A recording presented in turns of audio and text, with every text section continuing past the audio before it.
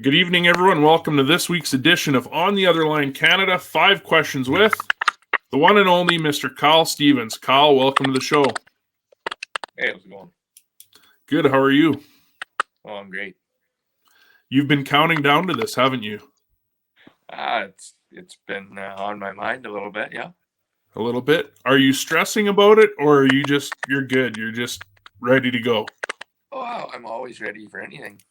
Ready for anything. But, well, are you ready for your? What's that? 3 times as ready. I like to have 2-3 avenues picked out that I can go down before I get to them. You're always ready for the emergency exit. Is that what you're telling me? Yeah, that's one way of putting it for sure. Always prepared. I love it.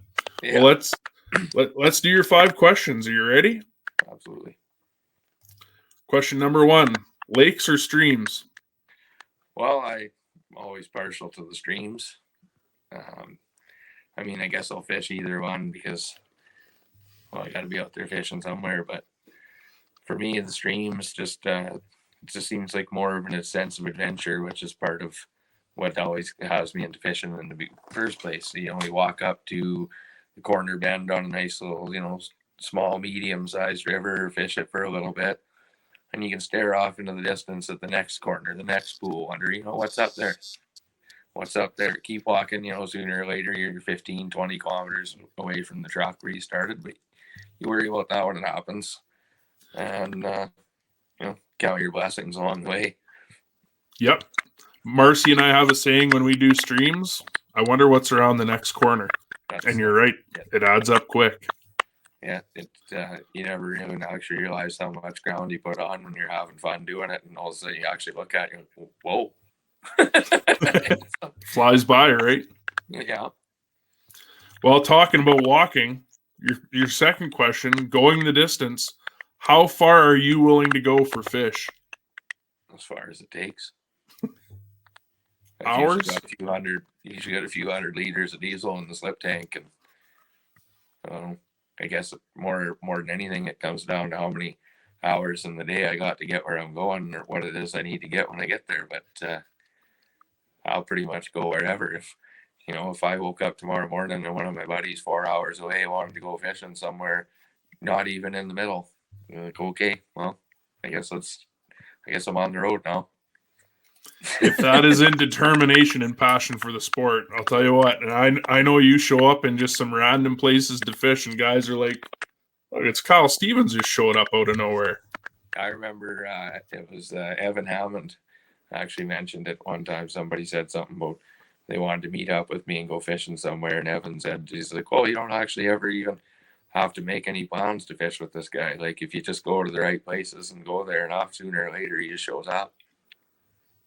Well, it's funny because we were talking about this before we recorded this, and the one time I met you, the first time I met you, this guy comes down the hill and it's Kyle Stevens, shows up, catches a couple fish, and off. See you later. I do remember that, actually. It was an eventful day all around. What stands out the most to me of that day was that I got about a half hour from home base when the drive shaft flew off my truck. I never ever did find it. It's off in the ditch somewhere there by Olds, Alberta. What's fishing without an adventure? It's always an adventure, yeah. Yep. Question number 3, fly fishing or spin cast? Well, I guess it comes down to what we're fishing for that day. Because sometimes one has a clear present advantage over the other. But sometimes I just want to go out and do some fly fishing, and I go do it. And even though I know I could probably have better luck with my old spin rod, but a lot of it chalks up to, whatever the guy I'm with's doing. If I'm with another fly fisherman, I'll fly fish. If I'm with a spin guy, I'll spin.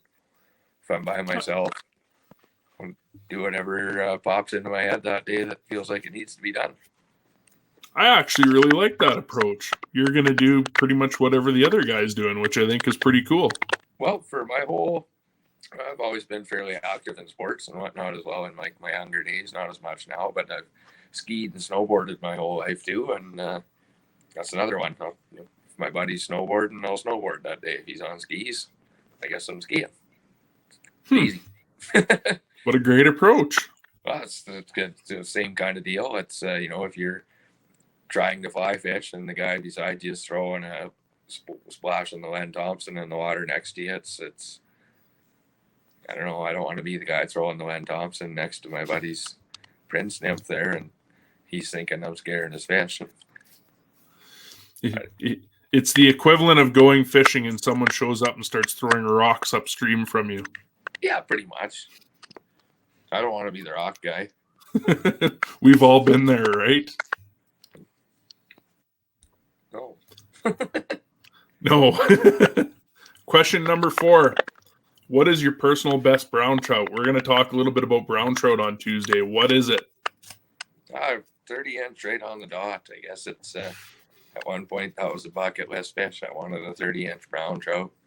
I wanted it to be from a river. I didn't want to go, be the guy that went to, one of the trophy lakes and plugged along until I got my big fat, lake fish. That ties into my streams and lakes again. Like, I don't know, I just like the streams better. Yep. It's a little bit harder to find a trout of that caliber in a river than it is a lake. Pretty challenging to get one in either one. I mean, even if you know where the fish is, it's you got to get them to bite. It's the thrill of the hunt, right? That's right. A fun one. We've been talking about this a lot lately, and everyone has their own opinion. Mono or braid? Well, typically, most of my rods are spooled up with braid. I'll tie a barrel swivel onto the end of that and run a 4 leader, mono leader, or whatever, just to help vanish it, hide lure a little bit, because stuff like the browns there, they're a little more line shy, a little more sensitive to seeing stuff like that. So I don't like the braid for that side of it. And I mean, it's arguably a stronger line, lasts longer. I find it's, smoother casting. You can get more of it on a reel.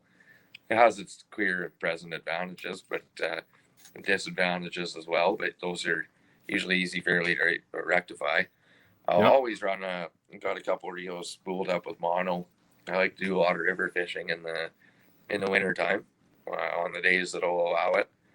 And if you're running braid, you'll notice that'll bring back a lot more water to the eyelets and everything on your line.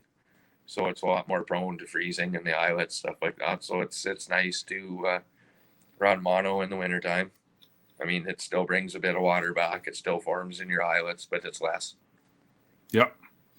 And remind me on the show on Tuesday, I have a bone to pick with Dino, so I'm going to get your opinion on it. I won't tell you what it is. Maybe you've seen a little bit of drama about it. I'll bring what I think about a couple different versions of monoline so I can get the pros' opinion on what you think. No setting Dino straight. Well, hopefully he tunes in, because maybe we can gang up on him a little bit. I wouldn't mind getting him squared up again. I think he needs it. Let's focus on that on Tuesday for sure. Now, that is your 5th question, but just because we have a little extra something to give away this week, we're going to ask you a 6th question. We're going to get you to pick a number between 1 and 453, which is the number of page likes we have it on the Otherline Canada. You tell me, I'm going to write it down. Well, my rig's number 11. We'll go with that. You know what's funny? My birthday is on the 11th. My favorite number, 11.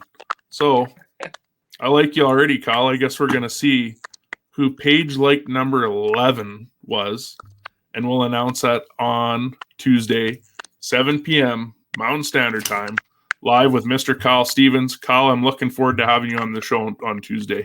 Well, I'm looking forward to be there. See you then. Take care. Right on. Yep.